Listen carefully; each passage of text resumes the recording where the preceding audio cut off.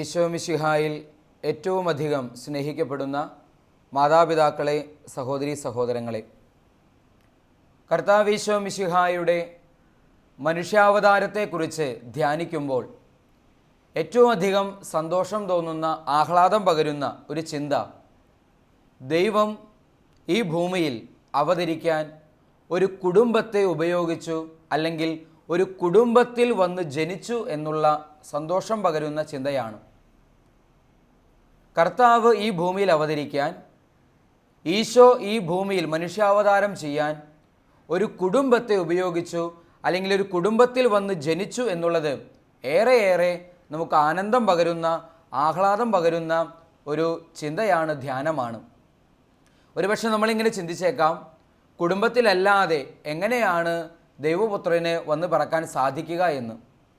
തീർച്ചയായും കുടുംബമില്ലാതെയും പിറക്കണമെങ്കിൽ ഈ ഭൂമിയിൽ വന്ന് പിറക്കുക ദൈവത്തിന് സാധ്യമാണ്.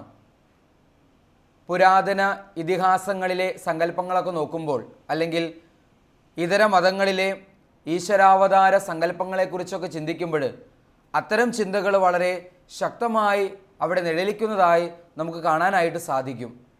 പ്രത്യേകിച്ച് ആകാശവാതിലുകൾ തുറന്ന് താഴേക്ക് പറന്നിറങ്ങുന്ന ദേവസങ്കല്പങ്ങൾ, ജലവിധാനത്തിലൂടെ ഒഴുകി വരുന്ന ദേവസങ്കല്പങ്ങൾ, കുതിരപ്പുറത്ത് അല്ലെങ്കിൽ അശ്വാരൂഢനായി കടന്നു വരുന്ന ദേവസങ്കല്പങ്ങൾ, അതുമല്ലെങ്കിൽ തൂണ് പിളർന്നും കല്ല് പിളർന്നും ഈ ഭൂമിയിൽ അവതരിക്കുന്ന ദേവസങ്കല്പങ്ങളൊക്കെ പുരാണ ഇതിഹാസങ്ങളിൽ നമുക്ക് കാണാനായിട്ട് സാധിക്കും. എന്നാൽ ഇവിടെ ഇതാ ദൈവം ഒരു മനുഷ്യക്കുഞ്ഞായി, തീർത്തും നിഷ്കളങ്കനായ, അല്ലെങ്കിൽ തീർച്ചും നിസ്സഹായനായ ഒരു കുഞ്ഞായി ഈ ഭൂമിയിൽ ഒരു കുടുംബത്തിൽ വന്ന് ജനിക്കുന്നതായി നമ്മൾ കാണുന്നു. പ്രിയമുള്ളവരെ, അങ്ങനെ നോക്കുമ്പോൾ ദൈവിക രക്ഷാകര പദ്ധതിയിലെ അവിഭാജ്യ ഘടകമായ കുടുംബം ദൈവിക സംവിധാനമാണ് എന്ന ബോധ്യം നൽകുന്ന, ആഴത്തിലുള്ള ബോധ്യം നൽകുന്ന ഒരു ചിന്തയാണ് ഇത്. ദൈവിക രക്ഷാകര പദ്ധതിയിലെ അവിഭാജ്യ ഘടകമായ കുടുംബം അത് ദൈവിക പദ്ധതിയുടെ തന്നെ ഭാഗമാണ് എന്ന, ഏറ്റവും ശക്തമായ ഭാഗമാണ് എന്ന ചിന്തയാണ് ഇത് നമുക്ക് സമ്മാനിക്കുക. ദൈവം ഒരു കുടുംബത്തിൽ ജനിച്ചു എന്ന ചിന്ത. ഈശോ മിശിഹായിൽ സ്നേഹമുള്ളവരെ, അതുകൊണ്ട് തന്നെ നമുക്ക് നമ്മുടെ കുടുംബജീവിതത്തെക്കുറിച്ച് ഒന്ന് ചിന്തിക്കാനായിട്ട് പരിശ്രമിക്കാം. കുടുംബം അത് ദൈവിക സംവിധാനമാണ് എങ്കിൽ, അതൊരു ദൈവവിളിയാണ് എങ്കിൽ, കുടുംബജീവിതാന്തസ്സിലേക്ക് വിളിക്കപ്പെടുന്നവർ, ദാമ്പത്യ ജീവിതത്തിലേക്ക് വിളിക്കപ്പെടുന്നവർ എത്രയോ പവിത്രമായി, എത്രയോ വിശുദ്ധമായി തങ്ങളുടെ ദാമ്പത്യ ജീവിതം, കുടുംബ ജീവിതം മുന്നോട്ട് നയിക്കാനുള്ള വിളിയും ക്ഷണവും കടമയും കടപ്പാടുമൊക്കെ സ്വീകരിക്കുന്ന വ്യക്തികളാണ്.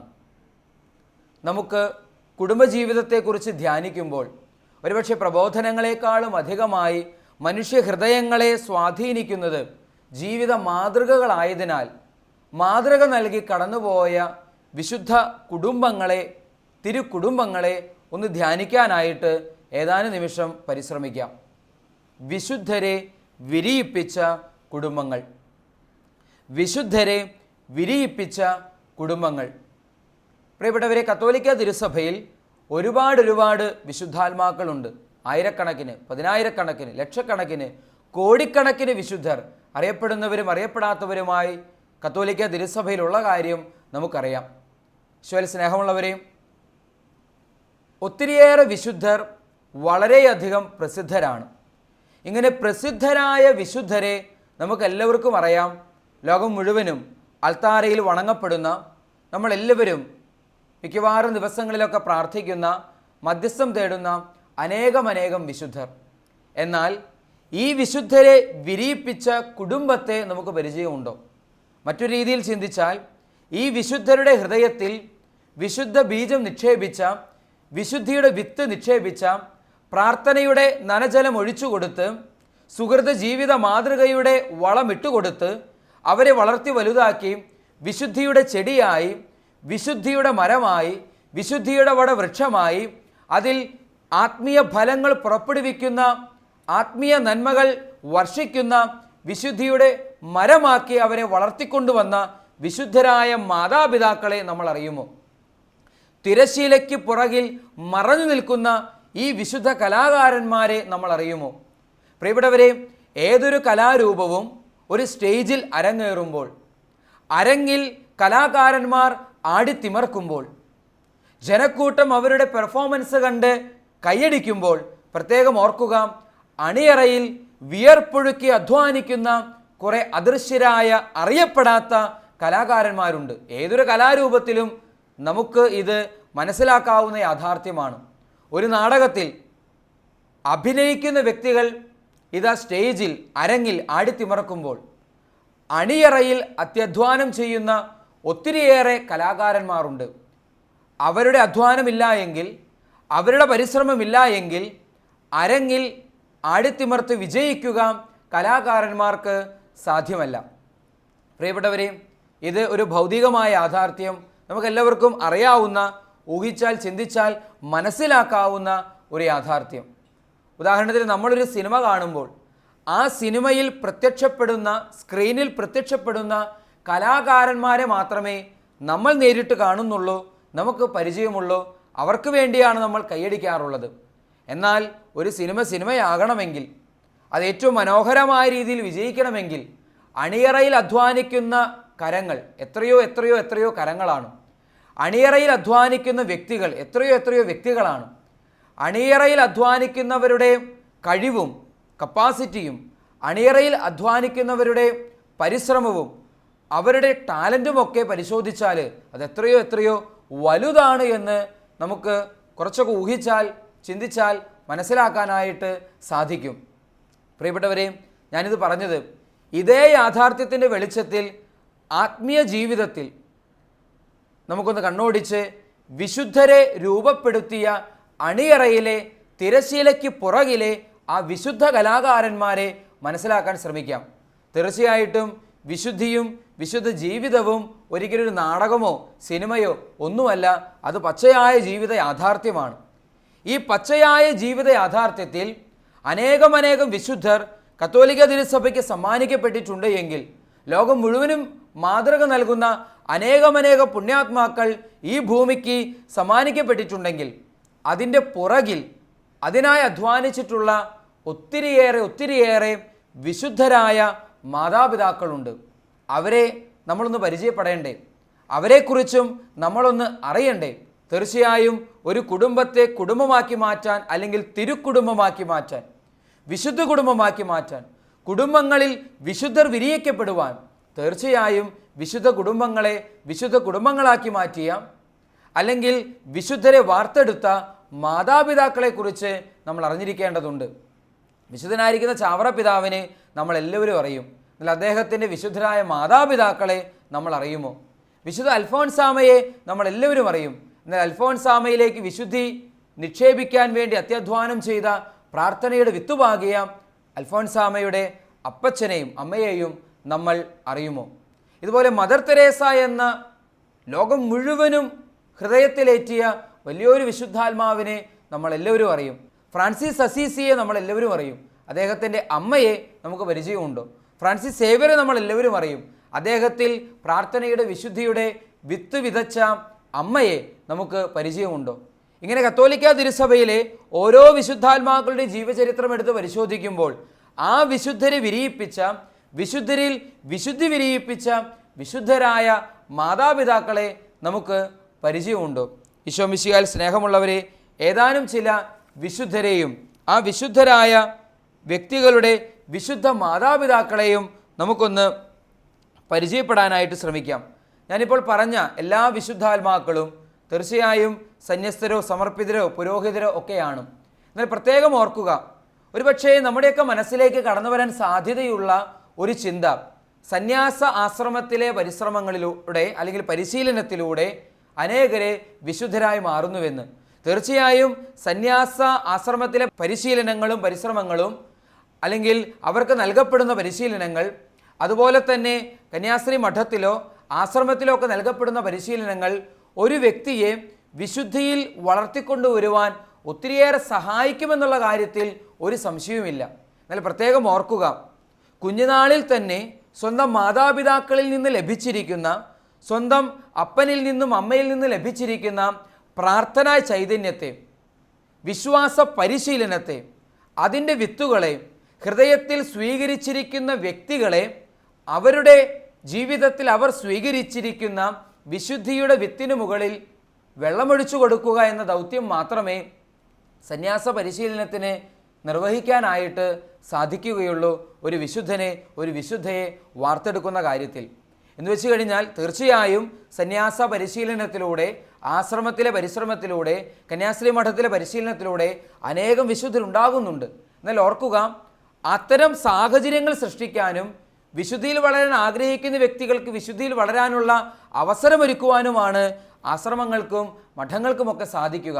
നേരത്തെ തന്നെ മാതാപിതാക്കളിലൂടെ ലഭിച്ച, അല്ലെങ്കിൽ കുടുംബത്തിലൂടെ ലഭിച്ച വിശുദ്ധിയുടെ വിത്തുകൾ ഹൃദയത്തിൽ സൂക്ഷിക്കുന്ന വ്യക്തികൾക്കാണ് ഇത്തരം അവസരങ്ങൾ ഉപയോഗിച്ച് വിശുദ്ധി പ്രാപിക്കാനും വിശുദ്ധരാകാനും സാധിക്കുന്നത് എന്നുള്ളത് ഒരു യാഥാർത്ഥ്യമാണ്. ഞാൻ ഈ പറഞ്ഞതിൻ്റെ അർത്ഥം സന്യസ്തർക്കും പുരോഹിതർക്കും മാത്രമല്ല, എല്ലാ മനുഷ്യർക്കും വിശുദ്ധരായി മാറാൻ സാധിക്കും. കുടുംബജീവിതം നയിക്കുന്ന എല്ലാ വ്യക്തികൾക്കും വിശുദ്ധരായി മാറുവാനായിട്ട് സാധിക്കും. ലോകത്ത് ഇന്നുള്ള വിശുദ്ധാത്മാക്കളിൽ ഒരുപക്ഷെ പേര് പ്രഖ്യാപിക്കപ്പെട്ട, പേര് വിളിക്കപ്പെട്ട, ലോകം മുഴുവനും പ്രസിദ്ധരായിട്ടുള്ള, അൽത്താരയിൽ വണങ്ങപ്പെടുന്ന മുഴുവൻ വിശുദ്ധരുടെയും ചരിത്രമെടുത്ത് പരിശോധിക്കുമ്പോൾ അതിൽ മഹാഭൂരിപക്ഷം പേരും സന്യസ്തരാണ്, പുരോഹിതരാണ്, സമർപ്പിതരാണ് എന്നത് ശരി തന്നെ. എന്നാൽ അവർക്ക് മാത്രമല്ല വിശുദ്ധി പ്രാപിക്കാനുള്ള ക്ഷണമുള്ളത്, വിളിയുള്ളത്. നേരെ മറിച്ച് സകല മനുഷ്യർക്കും വിശുദ്ധി പ്രാപിക്കാനുള്ള വിളിയും ക്ഷണവുമാണ് കർത്താവ് ഈശോ മിശിഹ നൽകിയിട്ടുള്ളത്. എല്ലാവരെയും കർത്താവിത അതിലേക്ക് ക്ഷണിക്കുന്നു. മാത്രമല്ല എല്ലാ വിശുദ്ധരും യഥാർത്ഥത്തിൽ രൂപപ്പെട്ടിരിക്കുന്നത്, അവരിൽ വിശുദ്ധിയുടെ വിത്ത് പാകപ്പെട്ടിരിക്കുന്നത് കുടുംബത്തിൽ നിന്നാണ്, മാതാപിതാക്കളിൽ നിന്നാണ് എന്ന് മനസ്സിലാക്കുമ്പോൾ കുടുംബം വിശുദ്ധരെ വിരിയിപ്പിക്കുന്ന വിളനിലമായി മാറേണ്ടതിൻ്റെ ആവശ്യകത, കുടുംബം വിശുദ്ധരെ വിളയിപ്പിക്കുന്ന വിളനിലങ്ങളായി രൂപപ്പെടുന്നു എന്നുള്ള വലിയ യാഥാർത്ഥ്യം വിശുദ്ധരുടെ ജീവിതത്തിലേക്ക് നോക്കുമ്പോൾ നമുക്ക് മനസ്സിലാക്കാനായിട്ട് സാധിക്കും. പ്രിയപ്പെട്ടവരെ, വിശുദ്ധ മദർ തെരേസ, നമുക്ക് ഓരോ വിശുദ്ധരെക്കുറിച്ചൊന്ന് കാണാൻ ശ്രമിക്കാം. വിശുദ്ധ മദർ തെരേസ ഇതാ ലോകത്ത് ഏറ്റവും അധികം ഈ കാലയളവിൽ, ഈ കാലഘട്ടത്തിൽ ഏറ്റവും അധികം പ്രസിദ്ധയായിത്തീർന്ന വിശുദ്ധാത്മാവ്. എങ്ങനെയാണ് മദർ തെരേസ എന്ന വലിയൊരു വിശുദ്ധ ഈ ഭൂമിയിലേക്ക് സമ്മാനിക്കപ്പെട്ടത്, അല്ലെങ്കിൽ തിരുസഭയ്ക്കായി സമ്മാനിക്കപ്പെട്ടത്? ആ ചരിത്രം ഒന്ന് പരിശോധിക്കാം. യുഗോസ്ലാവിയയിൽ അൽബേനിയൻ വംശജരായ മാതാപിതാക്കൾ ആണ് മദർ തെരേസായുടെ മാതാപിതാക്കൾ. മദർ തെരേസായുടെ അപ്പച്ചൻ 45-ാം വയസ്സിൽ മരണമടയുകയാണ്. അദ്ദേഹം ഒരു മുനിസിപ്പൽ കൗൺസിലറൊക്കെ ആയിരുന്നു. രാഷ്ട്രീയപരമായ കാരണങ്ങളാൽ വിഷം കൊടുത്തു കൊല ചെയ്യപ്പെടുന്ന വ്യക്തിയാണ് അദ്ദേഹത്തിൻ്റെ, മദർ തെരേസായുടെ അപ്പച്ചൻ. 45-ാം വയസ്സിൽ അദ്ദേഹം ഇതാ മരണമടയുന്നു. പിന്നീട് ആ കുടുംബം കഠിനമായ ദാരിദ്ര്യത്തിലേക്ക് നിബന്ധിക്കുന്ന കാഴ്ചയാണ് നമ്മൾ കാണുക. ഇദ്ദേഹത്തിനൊരു നല്ല വലിയ സ്ഥാപനമൊക്കെ ഉണ്ടായിരുന്നു. എന്നാൽ സുഹൃത്തുക്കൾ അത് വഞ്ചിച്ച് ഇവരിൽ നിന്ന് അത് എടുക്കുന്നു. അങ്ങനെ വീണ്ടും വീണ്ടും ദാരിദ്ര്യത്തിലേക്ക് കൂപ്പുകുത്തുന്ന കുടുംബം. പിന്നീട് മദർ തെരേസായുടെ അമ്മ ഒരുപാട് കഷ്ടപ്പെട്ട് തുണിമില്ലിലൊക്കെ പോയി ജോലി ചെയ്ത് ഒത്തിരിയേറെ കഷ്ടപ്പാടും ബുദ്ധിമുട്ടും ദാരിദ്ര്യമൊക്കെ സഹിച്ചാണ് കുഞ്ഞുങ്ങളെ വളർത്താൻ പരിശ്രമിക്കുന്നതായി നമ്മൾ കാണുക. എന്തായാലും പ്രിയപ്പെട്ടവരെ, എത്രമാത്രം കഷ്ടപ്പാടിലൂടെ കടന്നു പോകുമ്പോഴും, എത്രമാത്രം ദുഃഖത്തിലൂടെയും നൊമ്പരങ്ങളിലൂടെയും ദാരിദ്ര്യത്തിൻ്റെ പടുകുഴിയിലൂടെയൊക്കെ യാത്ര ചെയ്യേണ്ടി വരുമ്പോഴും ഈ അമ്മ മറ്റുള്ളവരെ സഹായിക്കുന്ന കാര്യത്തിൽ, പ്രത്യേകിച്ച് പാവപ്പെട്ടവരെ, ദരിദ്രരെ, അഗതികളെ, രോഗികളെയൊക്കെ ശുശ്രൂഷിക്കുകയും സഹായിക്കുകയും ചെയ്യുന്ന കാര്യത്തിൽ എപ്പോഴും മുൻപന്തിയിലായിരുന്നു. ഇതൊക്കെ ഈ മദർ തെരേസ എന്ന കുഞ്ഞു ഹൃദയത്തിലേക്ക്, മദർ തെരേസ എന്ന വ്യക്തിയുടെ കുഞ്ഞു ഹൃദയത്തിലേക്ക് ആഴത്തിൽ ഈ നന്മകളൊക്കെ സ്വാംശീകരിച്ചെടുക്കാനായിട്ട് സാധിക്കുന്നു.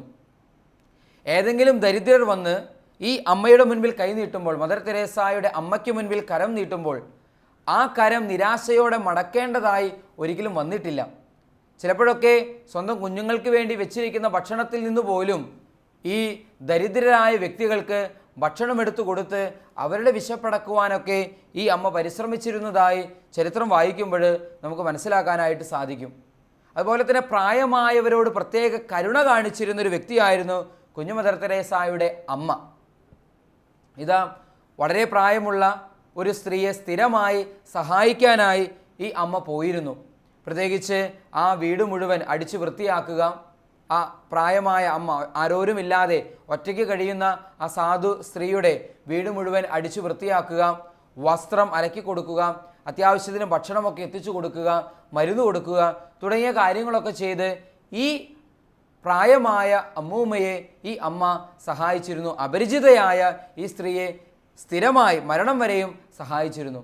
ഇതുപോലെ പാവപ്പെട്ട മറ്റൊരു സ്ത്രീയെ ആരോരും അറിയാതെ ഉള്ളതിൽ നിന്ന് മിച്ചം പിടിച്ച് സാമ്പത്തികമായും മറ്റു രീതിയിലുമൊക്കെ സഹായിച്ചിരുന്നു. ആഴ്ചയുടെ അവസാന ദിവസം അല്ലെങ്കിൽ അവധി ദിവസം കിട്ടുമ്പോൾ, ജോലിയില്ലാത്ത ദിവസം നോക്കി കുഞ്ഞുങ്ങളെയും കൊണ്ട് രോഗി ശുശ്രൂഷ നടക്കുന്ന ആലയങ്ങളിലേക്ക് അല്ലെങ്കിൽ രോഗികൾ കിടക്കുന്ന സ്ഥലങ്ങളിലേക്കൊക്കെ പോയി അവിടെ ശുശ്രൂഷയ്ക്കായി സമയവും ആരോഗ്യവും അധ്വാനവും ഒക്കെ ചിലവഴിച്ചിരുന്നു. പ്രിയപ്പെട്ടവരെ, ഇതാ ഈ അമ്മയുടെ കൂടെ എന്നും ഇത്തരം കാര്യങ്ങളിൽ ശുശ്രൂഷകളിലൊക്കെ പങ്കെടുക്കാൻ അല്ലെങ്കിൽ അമ്മയെ സഹായിക്കാനൊക്കെ വന്നിരുന്ന മദർ തെരേസായുടെ കുഞ്ഞു ഹൃദയത്തിൽ ഈ വിശുദ്ധിയുടെ സൽ മാതൃകകൾ മുഴുവനും അല്ലെങ്കിൽ അമ്മ പകർന്ന വിശുദ്ധിയുടെ വിത്തുകൾ മുഴുവനും ഹൃദയത്തിലേക്ക് സ്വാംശീകരിച്ചെടുക്കുകയായിരുന്നു. അമ്മ പകർന്ന സ്നേഹത്തിൻ്റെ, പരസ്നേഹത്തിൻ്റെ, പരോപകാര പ്രവർത്തികളുടെ, സാമൂഹിക പ്രതിബദ്ധതയുടെ, സുവിശേഷ മൂല്യങ്ങളുടെ വിത്തുകൾ സ്വന്തം ഹൃദയത്തിലേക്ക് കുഞ്ഞു മദർ തെരേസ കുഞ്ഞുനാൾ മുതൽ തന്നെ സ്വീകരിക്കുകയായിരുന്നു.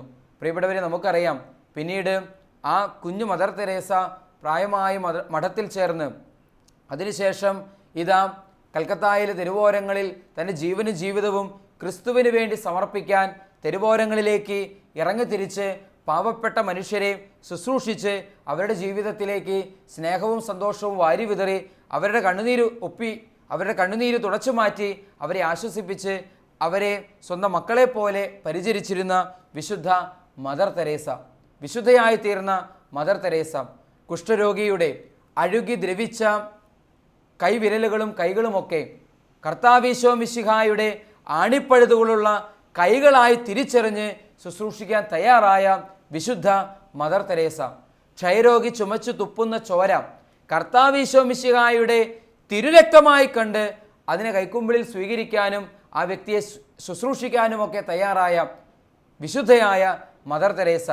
മദർ തെരേസായിൽ ഈ സാമൂഹിക പ്രതിബദ്ധത അല്ലെങ്കിൽ സുവിശേഷ മൂല്യങ്ങൾ, പരസ്നേഹ പ്രവൃത്തി അത് ഹൃദയത്തിൻ്റെ ആഴങ്ങളിൽ വിത്തുകളായി നിക്ഷേപിക്കപ്പെട്ടത് മദർ തെരേസായുടെ അമ്മയിൽ നിന്നായിരുന്നുവെന്ന് മദർ തെരേസായുടെ ജീവചരിത്രം വായിക്കുമ്പോൾ നമുക്ക് മനസ്സിലാക്കാനായിട്ട് സാധിക്കും.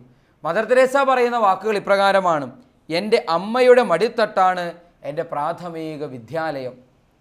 എൻ്റെ അമ്മയുടെ മടിത്തട്ടാണ് എൻ്റെ പ്രാഥമിക വിദ്യാലയം. അമ്മയുടെ മടിത്തട്ടിൽ നിന്നാണ് ദൈവസ്നേഹത്തിൻ്റെയും പരസ്നേഹത്തിൻ്റെയും പ്രാഥമിക പാഠങ്ങൾ ഞാൻ അഭ്യസിച്ചത്. അമ്മയുടെ മടിത്തട്ടിൽ നിന്നാണ് ദൈവസ്നേഹത്തിൻ്റെയും പരസ്നേഹത്തിൻ്റെയും പ്രാഥമിക പാഠങ്ങൾ ഞാൻ പരിശീലിച്ചത്. ഇത് മദർ തെരേസായുടെ തന്നെ വാക്കുകളാണ്. പ്രിയപ്പെട്ടവരെ, വിശുദ്ധനായിരിക്കുന്ന ചാവറ കുര്യാക്കോസ് ഏലിയാസ് പിതാവ്, ഭാരതസഭയിലെ വിശുദ്ധാത്മാവ്, ഭാരതസഭയ്ക്ക് ആദ്യമായി ഒരു ഏകദേശീയ സന്യാസ സഭയും സന്യാസിനി സഭയും സ്ഥാപിച്ച വിശുദ്ധനായിരിക്കുന്ന ചാവറ കുര്യാക്കോസ് ഏലിയാസ് പിതാവ്. ഈ ചാവറ കുര്യാക്കോസ് ഏലിയാസ് പിതാവ് അദ്ദേഹത്തിൽ എങ്ങനെ ഈ വിശുദ്ധി വളർന്നുവെന്ന് ചിന്തിക്കുമ്പോൾ തീർച്ചയായും അതിന് അദ്ദേഹം കടപ്പെട്ടിരിക്കുന്നത് അദ്ദേഹത്തിൻ്റെ മാതാപിതാക്കളോടാണ്. അദ്ദേഹം തന്നെ പറയുന്നുണ്ട്, വെളുപ്പിന് 2 മണിക്കോ 3 മണിക്കോ ഒക്കെ ഞെട്ടി ഉണരുമ്പോൾ, അദ്ദേഹം കുഞ്ഞുനാളിലായിരിക്കുന്ന സമയത്ത് വെളുപ്പിന് 2 മണിക്കോ 3 മണിക്കോ ഒക്കെ ഞെട്ടി ഉണരുമ്പോൾ കാണുന്നൊരു കാഴ്ചയുണ്ട്. തിരുഹൃദയത്തിൻ്റെ തിരുസ്വരൂപത്തിൻ്റെ മുൻപിലോ അതല്ലെങ്കിൽ കർത്താവീശോ മിശിഹായുടെ തിരുസ്വരൂപത്തിൻ്റെ മുൻപിൽ മുട്ടുകൾ കുത്തി നിന്ന് കരങ്ങൾ വിരിച്ചു പിടിച്ച് നെഞ്ചുരുകി പ്രാർത്ഥിക്കുന്ന അപ്പൻ്റെയും അമ്മയുടെയും ചിത്രം. സ്വന്തം അപ്പൻ്റെയും അമ്മയുടെയും മുഖത്ത് നിന്നാണ് വിശുദ്ധനായിരിക്കുന്ന ചാവറ കുര്യാക്കോസ് ഏലിയാസ് പിതാവ്, കുഞ്ഞു കുര്യാക്കോസ്, വിശുദ്ധിയുടെ ബാലപാഠങ്ങൾ അഭ്യസിച്ചത്, പ്രാർത്ഥനയുടെ ബാലപാഠങ്ങൾ അഭ്യസിച്ചത്. പിന്നീട് കേരള കത്തോലിക്ക സഭയ്ക്ക്, ഭാരത കത്തോലിക്ക സഭയ്ക്ക് അല്ലെങ്കിൽ ലോകം മുഴുവനും തന്നെയും ഈ പ്രാർത്ഥനയുടെ വലിയ കൃപയുടെ നീർച്ചാലൊടുക്കാൻ ചാവറ കുര്യാക്കോസ് ഏലിയാസ് അച്ഛന് സാധിച്ചുവെങ്കിൽ അതിൻ്റെയൊക്കെ പുറകിൽ ഈ പ്രാർത്ഥനയുടെ വിത്ത് ചാവറ പിതാവ് സ്വീകരിച്ചത് സ്വന്തം മാതാപിതാക്കളിൽ നിന്നായിരുന്നു. സ്വന്തം മാതാപിതാക്കളുടെ മുഖത്തിൽ നിന്ന് പ്രാർത്ഥന പഠിച്ച ചാവറ കുര്യാക്കോസ് ഏലിയാസ് പിതാവ്, സ്വന്തം മാതാപിതാക്കളുടെ മുഖത്തിൽ നിന്ന് പ്രാർത്ഥന പരിശീലിച്ച അഭ്യസിച്ച വിശുദ്ധനായിരിക്കുന്ന ചാവറ കുര്യാക്കോസ് ഏലിയാസ് പിതാവ്. പ്രിയപ്പെട്ട മാതാപിതാക്കളെ, ഈ ശുശ്രൂഷയിൽ പങ്കെടുത്തുകൊണ്ടിരിക്കുന്ന, ഈ വചനം ശ്രവിച്ചുകൊണ്ടിരിക്കുന്ന മാതാപിതാക്കളെ ഓർക്കുക, മക്കൾ നിങ്ങളുടെ മുഖത്തു നിന്ന് പ്രാർത്ഥന പഠിക്കട്ടെ. മക്കൾ നിങ്ങളുടെ ജീവിതത്തിൽ നിന്ന് പ്രാർത്ഥന പരിശീലിക്കട്ടെ. വൈകുന്നേരങ്ങളിൽ, സന്ധ്യാസമയങ്ങളിൽ TV ഒക്കെ ഓഫ് ചെയ്ത് കർത്താവിൻ്റെ തിരുസ്വരൂപത്തിൻ്റെ മുൻപിൽ നിങ്ങൾ മുട്ടുകുത്തുക, കരങ്ങൾ വിരിച്ചു പിടിക്കുക, മക്കളെ ചേർത്ത് നിർത്തുക. മക്കൾ കാണട്ടെ മാതാപിതാക്കൾ പ്രാർത്ഥിക്കുന്നത്, മക്കൾ മനസ്സിലാക്കട്ടെ മാതാപിതാക്കളുടെ പ്രാർത്ഥനാ ജീവിതം. അങ്ങനെ മക്കളുടെ ഹൃദയത്തിലേക്ക് പ്രാർത്ഥനയുടെ വിത്തുകൾ പ്രവേശിക്കട്ടെ. പ്രാർത്ഥിക്കൂ പ്രാർത്ഥിക്കൂ എന്ന് മക്കളോട് പറഞ്ഞതുകൊണ്ട് മാത്രം പ്രയോജനമില്ല. വിശുദ്ധ കുർബാനയിൽ പങ്കെടുക്കാൻ പോവുക എന്ന് ആവശ്യപ്പെട്ടതുകൊണ്ട് കാര്യമില്ല. നേരെ മറിച്ച് സ്വയം വിശുദ്ധ കുർബാനയിൽ പങ്കെടുത്ത് മാതൃക നൽകുക, സ്വയം മുട്ടുകുത്തി പ്രാർത്ഥിച്ച് മാതൃക നൽകുക. അങ്ങനെ മക്കളുടെ ഹൃദയത്തിലേക്ക് പ്രാർത്ഥനയുടെ വിത്തുകൾ പ്രവേശിക്കട്ടെ, മക്കൾ വിശുദ്ധരായി രൂപപ്പെടട്ടെ. വീണ്ടും ഇതാ അസീസിയിലെ ഫ്രാൻസിസ്. നമുക്കറിയാം, രണ്ടാം ക്രിസ്തു എന്നറിയപ്പെടുന്ന വ്യക്തിയാണ് അസീസിയിലെ വിശുദ്ധ ഫ്രാൻസിസ്. അങ്ങനെ രണ്ടാം ക്രിസ്തുവായി അറിയപ്പെടുന്ന ഫ്രാൻസിസ് അദ്ദേഹത്തിൻ്റെ അമ്മയോട് തീർച്ചയായും ഈ വിശുദ്ധ ജീവിതത്തിന് കടപ്പെട്ടിരിക്കുന്നു. അദ്ദേഹത്തിൻ്റെ അമ്മ സ്ഥിരമായി അദ്ദേഹത്തോട് പറയാറുണ്ട്, സാധുക്കൾക്ക് ഭിക്ഷ നൽകുന്നത് ഈശോയ്ക്ക് കൊടുക്കുന്ന സമ്മാനമാണ്. ഈശോയ്ക്ക് വല്ല സമ്മാനം കൊടുക്കാൻ നീ ആഗ്രഹിക്കുന്നുണ്ടെങ്കിൽ നിന്റെ മുൻപിൽ കാണുന്ന ഏതെങ്കിലും പാവപ്പെട്ട വ്യക്തികൾക്ക് നീ ഭിക്ഷ കൊടുക്കുക, സമ്മാനം കൊടുക്കുക. അപ്പോൾ നീ കൊടുക്കുന്നത് ഈശോയ്ക്ക് തന്നെയാണ് എന്ന് കുഞ്ഞുനാളിലെ ഈ അമ്മ പറഞ്ഞു പഠിപ്പിച്ചിരുന്നു. എന്നാൽ ഇടയ്ക്ക് വെച്ച് എപ്പോഴൊക്കെയോ ജീവിതത്തിൽ ഒന്ന് താളം പിഴച്ച അനുഭവങ്ങൾ ഫ്രാൻസിസ് അസീസിക്ക് സംഭവിക്കുമ്പോൾ ഇതാ ഈ അമ്മയാണ്, ഈ അമ്മയുടെ പ്രാർത്ഥനയുടെ ഫലമായിട്ടാണ് വീണ്ടും അസീസി തൻ്റെ വിശുദ്ധ ജീവിതത്തിലേക്ക് തിരിച്ചു വരുന്നതായി നമുക്ക് കാണാനായിട്ട് സാധിക്കുക. പ്രാർത്ഥനയോടെ ഈ അമ്മ കാത്തിരുന്നു തൻ്റെ മകൻ്റെ തിരിച്ചു വരവിന് വേണ്ടി. ഇതുപോലെ തന്നെ വിശുദ്ധനായിരിക്കുന്ന ജോൺ പോൾ രണ്ടാമൻ മാർപ്പാപ്പയുടെ ജീവിതത്തിലേക്ക് നോക്കുമ്പോൾ ആ ജീവിതം പരിശോധിക്കുമ്പോഴും ഇതേ യാഥാർത്ഥ്യമാണ് നമ്മൾ കാണാനായിട്ട് സാധിക്കുക. കുഞ്ഞുനാളിൽ അദ്ദേഹത്തിന് ലോലക് എന്ന ഒരു പേര് കൂടെ ഉണ്ടായിരുന്നു, ലോലക്.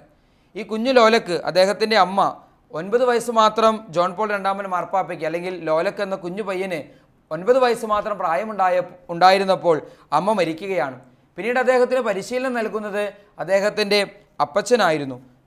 ആ പരിശീലനത്തിൻ്റെ രീതി വായിച്ചാൽ തന്നെ നമുക്ക് കണ്ണുകളിൽ കണ്ണുനീര് വരും. കാരണം ഈ അപ്പച്ചൻ സ്വന്തം കുഞ്ഞിനെ എത്രയോ കരുതലോടെ പ്രാർത്ഥനയിൽ വളർത്തി.